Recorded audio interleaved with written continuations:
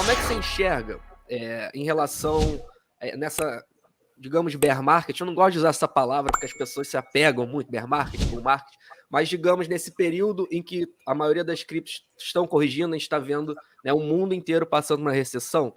Como é que você vê o Ethereum nisso, principalmente porque, pelo menos até agora, a gente não está vendo, né, uma perda de dominância tão expressiva perante o Bitcoin. Então, como é que você vê? Você acha que como é que você está analisando em relação ao Ethereum no mercado de cripto no geral, primeiro? Cara, eu tô animado, tô bem animado com o Ether.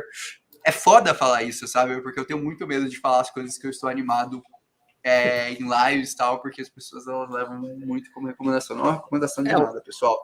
Mas assim, sendo bem transparente, Ether é a minha maior posição, a posição que eu mais confio. Hoje é a coisa que eu mais vejo, a simetria entre preço e valor do mercado. Acho que o risco Ether é muito parecido com o risco Bitcoin. Para mim tem duas nuvens cinzas que são, primeiro, como esse cara vai fazer o demerge, como vai ser o processo de demerge, mas o que eu acompanho da parte técnica, eu li todo, eu e o Igor é o analista responsável por Ethereum hoje aqui na Mercúrios, cara, ele acompanhou literalmente todos os Shadow Forks. Literalmente, assim, ele acompanhou todos os Shadow Forks do Ethereum, que foram os testes pré-demerge, ele fez o teste do demerge, ele usou a rede ali, teste do demerge, a QV2. E, cara, tudo parece estar muito redondo. Eu conversei no Ethereum Rio com o Skyler, acompanhei as lives da DevConnect, foi a segunda maior conferência da Ethereum, a DevConnect, que rolou em Amsterdã, um mês atrás. Parece tudo tá muito, muito conciso, inclusive eu quero dar um jeito de ir em setembro para Bogotá para pegar a DevCon, que é a maior conferência da Ethereum. Estou vendo muita gente boa de mercado falando bem, e estou muito animado.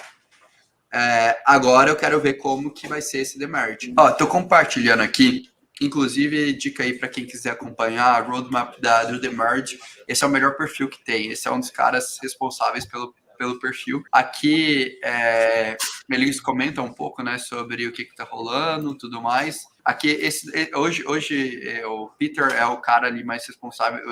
Ele é o team leader da Ethereum. Ele toca o Jet, que é o principal cliente da Ethereum. Mas basicamente o que esse tweet aqui está falando, cara? Que a primeira rede teste da Ethereum vai passar pelo demerge. O demerge ele tem uma característica interessante que ele não vai ser travado em datas, mas em patamares de dificuldades da rede. Então a rede vai evoluindo a dificuldade até que uma hora seja insustentável você minerar e nessa hora faz a transição para o Proof of Stake.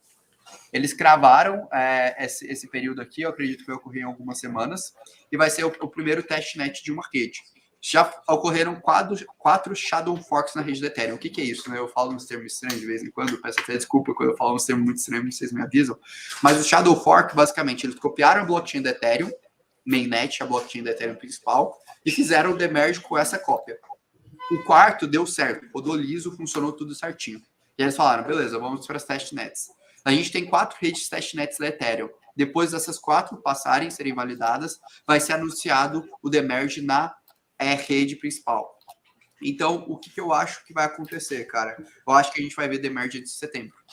Se eu fosse fazer uma aposta com vocês agora, falar, pô, Orlando, se você fosse apostar, tal, tudo mais, setembro. Eu cravaria setembro para antes. E eu acho que é muito pouco provável que dê algo errado. Hoje eu tô Mas muito você vê a conclusão ou o início da conclusão, da demerge transição? acontecendo. Conclusão. Demerge acontecendo. Proof of Stake, eu acho que o Proof of Stake até setembro vai estar rodando. Pelo que eu estou vendo, Proof of Stake? 100% Proof of Stake até setembro. Se eu fosse fazer uma aposta hoje, eu apostaria nisso. E como é que você vê o Proof of Stake? Eu já vi que você não é, digamos, fazendo algumas críticas em relação ao Proof of Stake no geral e essa implementação na rede Ethereum. Cara, tem uma frase que eu gosto muito de falar sobre cripto, que para mim resume. O mercado de cripto ele é feito de pessoas muito inteligentes e muito bem capitalizadas, resolvendo os problemas que a gente nunca soube resolver. O que isso fala, né?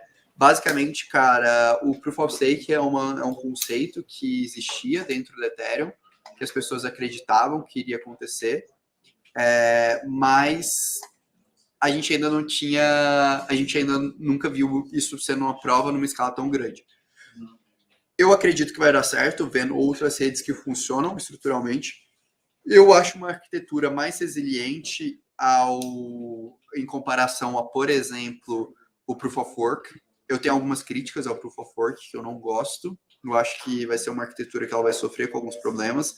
Ela é menos resiliente a um ataque de 51, um ataque de supra-minoria ou supra-maioria, mas faz parte do jogo. Então, para mim, cara, eu gosto bastante. Para mim, reduz pressão de venda, torna a rede mais acessível, para mim faz mais sentido. Tem um texto muito bom que eu recomendo, caso alguém tenha interesse de ler. Lê o texto e as críticas, que é um texto do Vitalik, que ele escreveu no dia 31 de dezembro de 2025, chamado A Filosofia do Proof of Stake. E ele explica passo a passo como foi toda essa dinâmica.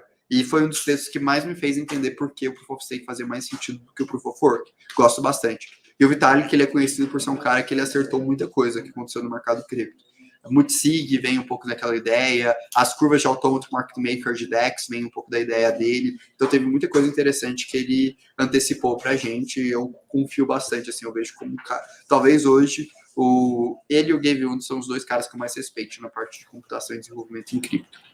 E você acha que talvez das principais críticas que é em relação às taxas, à escalabilidade, você acha que isso seria solucionado, seria um processo? Como é que não, você... O Demerge não resolve taxa, não tenho essa ideia.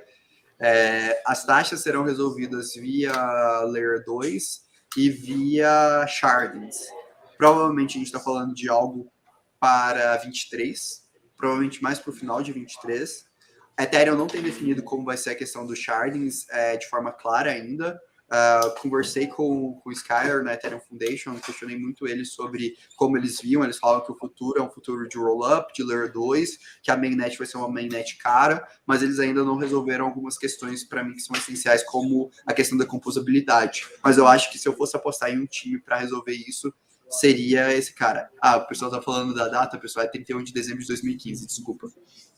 Eu posso até depois pegar o texto, se o pessoal quiser. Mas se chama Filosofia do Proof of Stake. A Filosofia do Design do Proof of Stake. Um dos melhores textos que eu já li sobre cripto na minha vida, assim.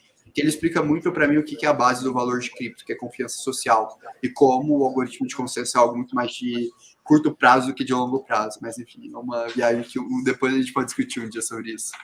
Para quem quiser saber um pouco mais sobre o Vitalik, o podcast dele com o Lex Fridman é fantástico também. E é bom porque traz um pouco do lado menos técnico da coisa e mais mundano. Assim, ele traz ideais e conclusões técnicas muito boas, mas através de uma linguagem super mundana. Assim. Então é bem interessante de ver também para quem quiser entender melhor.